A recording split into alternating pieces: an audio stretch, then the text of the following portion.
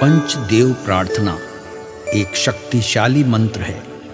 प्रातःकाल सच्चे मन से इसे सुनने से जीवन के सभी दुख तुरंत दूर होने लगते हैं। पंचदेव प्रार्थना को प्रतिदिन सुनने से जीवन के असंभव कार्य भी संभव हो जाते हैं। तो आइए सुनते हैं यह पंचदेव प्रार्थना। गजाननं भूतगणादिसेवितं कपित्थजम्बूफलचारुभक्षणम् उमासुतं शोकविनाशकारकम् नमामि विघ्नेश्वरपादपङ्कजम्। कर्पूरगौरं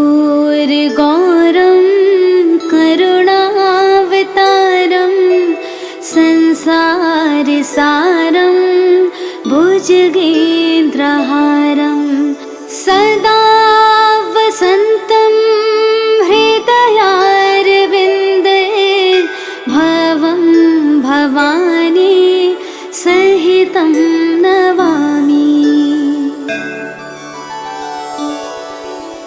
शान्ताकारं भुजगशयनं पद्मनाभं सुरेशं विश्वाधारं गगनसदृशं मेघवर्णं शुभांगं लक्ष्मीकान्तं कमलनयनं योगिभिर्ध्यानगम्यं वन्दे विष्णु भवभयहरं सर्वलोकैकनाथम्।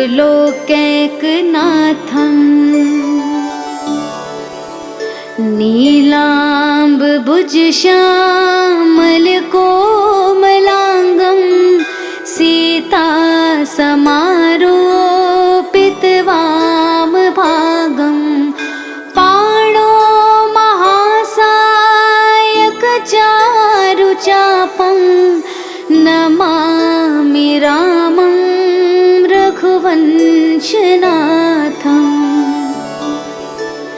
मनोजवं मारुततुल्यवेगं जितेन्द्रियं बुद्धिमतां वरिष्ठं वातात्मजं वानुरयूथमुख्यं श्रीरामदूतं शरणं प्रपद्ये। करारविन्देन पादारविन्दं मुखारविन्दे विनिवेशयन्तं वटस्य पत्रस्य पुटेश्यानं बालं मुकुन्दं मनसा स्मरामि। या देवी सर्वभूतेषु शक्तिरूपेण संस्थिता नमस्तस्यै नमस्तस्यै नमस्तस्यै नमो नमः। नीलाञ्जनासमाभासं रविपुत्रं यमाग्रजं छायामार्तण्डसम्भुतं तं नमामि शनैश्चरम्। गजाननं भूतगणादिसेवितं कपित्थजम्बूफलचारुभक्षणम् उमासुतं शोकविनाशकारकम् नमामि विघ्नेश्वरपादपङ्कजम्। कर्पूरगौरं करुणावतारं संसारसारं भुजगेन्द्रहारं सदा वसन्तं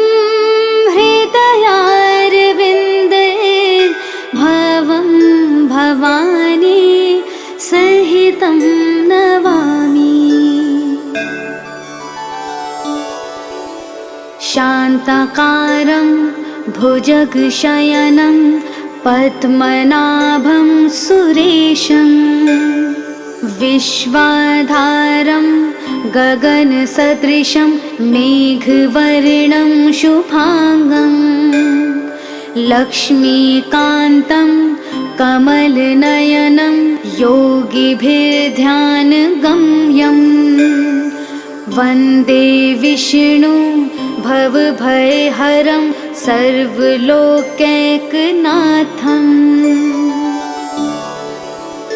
नीलाम्बुजश्यामलकोमलाङ्गं सीतासमारोपितवामभागं पाणो महासायकचारुचापं नमामि रामं रघुवंशनाथम् मनोजवं मारुततुल्यवेगं जितेन्द्रियं बुद्धिमतां वरिष्ठं वातात्मजं वानुरयूथमुख्यं श्रीरामदूतं शरणं प्रपद्ये करारविन्देन पादारविन्दं मुखारविन्दे विनिवेशयन्तं वटस्य पत्रस्य पुटेश्यानं बालं मुकुन्दं मनसा स्मरामि। या देवी सर्वभूतेषु शक्तिरूपेण संस्थिता नमस्तस्यै नमस्तस्यै नमस्तस्यै नमो नमः।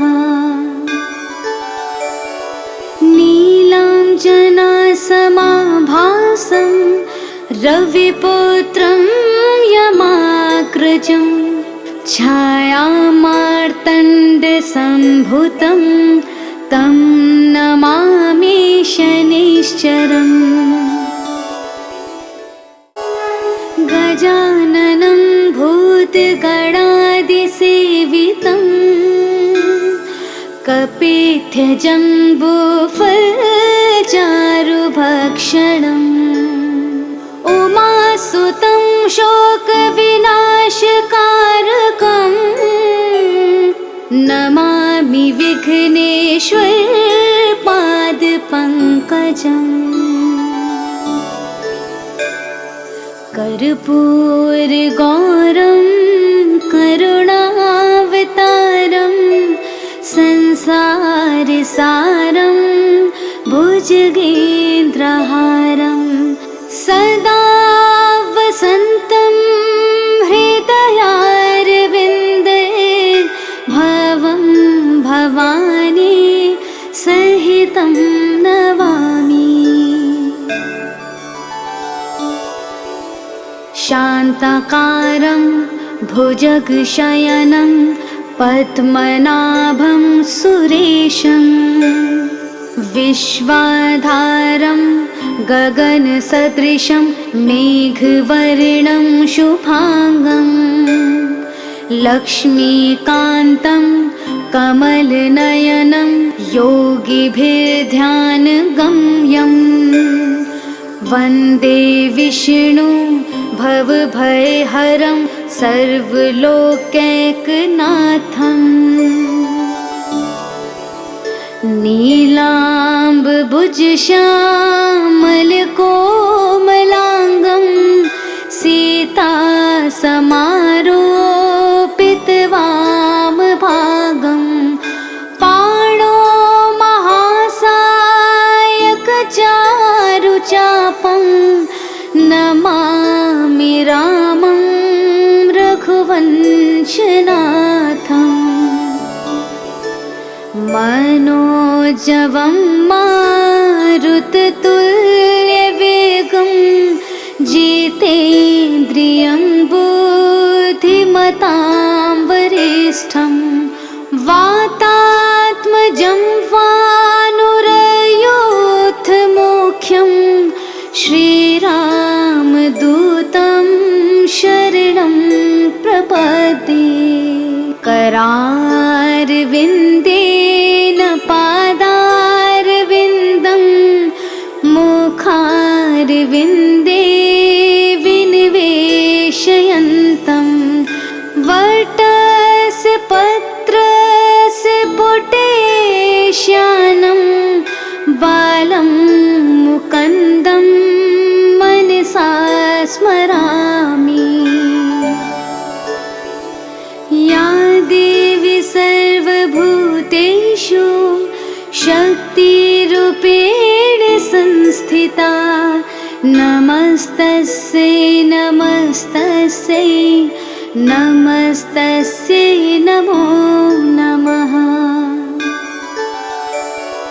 नीलाञ्जनासमाभासं रविपुत्रं यमाग्रजं छायामार्तण्डसम्भूतं तं नमामि शनैश्चरम्।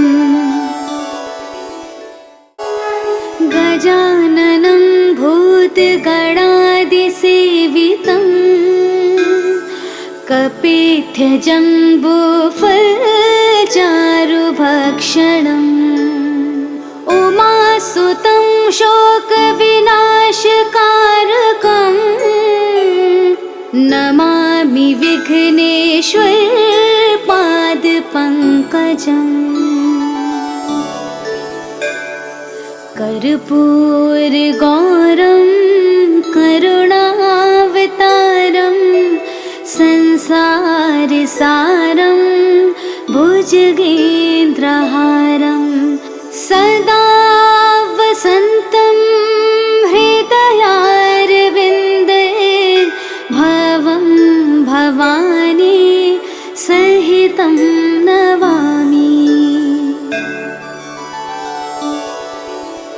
शान्ताकारं भुजगशयनं पद्मनाभं सुरेशं विश्वाधारं गगनसदृशं मेघवर्णं शुभांगं लक्ष्मीकान्तं कमलनयनं योगिभिर्ध्यानगम्यं वन्दे विष्णु भवभयहरं सर्वलोकैकनाथम्।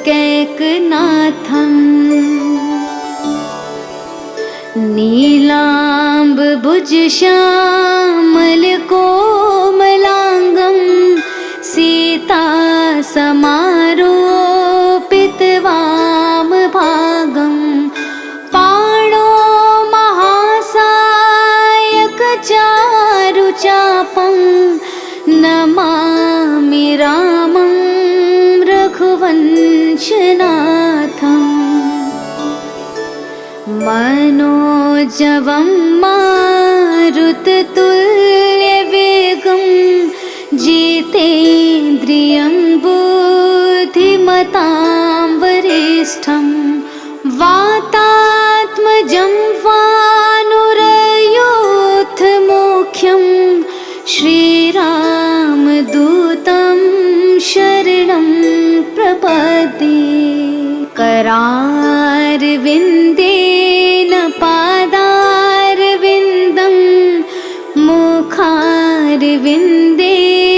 विनिवेशयन्तं वटस्य पत्रस्य पुटेश्यानं बालं मुकुन्दं मनसा स्मरामि। या देवी सर्वभूतेषु शक्तिरूपेण संस्थिता नमस्तस्यै नमस्तस्यै नमस्तस्यै नमो नमः। नीलाञ्जनासमाभासं रविपुत्रं यमाग्रजं छायामार्तण्डसम्भुतं तं नमामि शनैश्चरम्। गजाननं भूतगणादिसेवितं कपित्थजम्बूफलचारुभक्षणम्। उमासुतं शोकविनाशकारकम् नमामि विघ्नेश्वर पादपङ्कजम्। कर्पूरगौरं करुणावतारं संसारसारं भुजगेन्द्रहारं सदा वसन्तं हृदयारविन्दे भवं भवानी सहितं नमामि।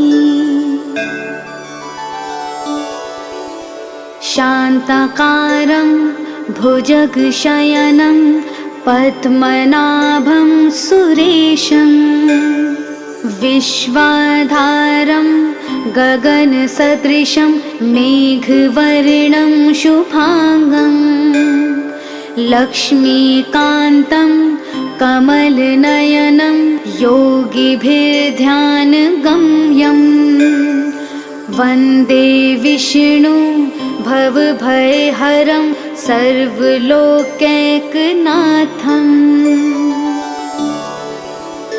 नीलाम्बुजश्यामलकोमलाङ्गं सीतासमा